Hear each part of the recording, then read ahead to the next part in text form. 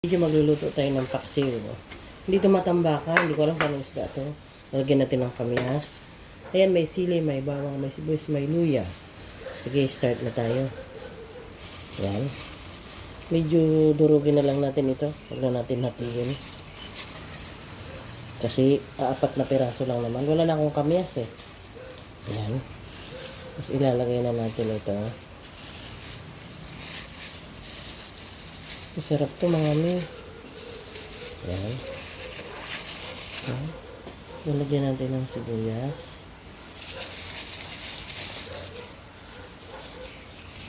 Bawang. Luya. Ayan. Tapos, another ulit.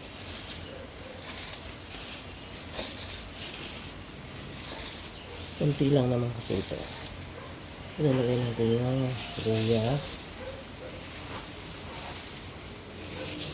Sibuyas. Bawang ulit. Tapos ilalagay natin yung sili. Lagyan natin ng siling pula. Tapos, maglalagay tayo ng paminta. Yan, buo. Yan.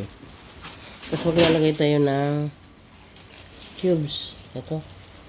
Yung fish cubes. Tapos, maglalagay ako ng konting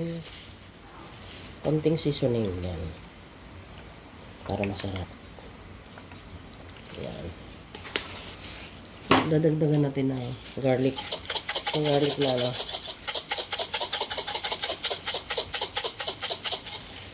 Tapos maglalagay tayo ng konting magic sarap. Konti lang. Tapos ilalagay natin ito. Yung pinagbabara ng kamyas para may asin. Tapos maglalagay ulit tayo ng konting tubig kasi masarap pag ano. Tapos maglalagay tayo ng olive oil kasi hindi ako pwede ng mantika na ano. Mantika na ano lang. Ito na, olive oil. Lalagyan natin.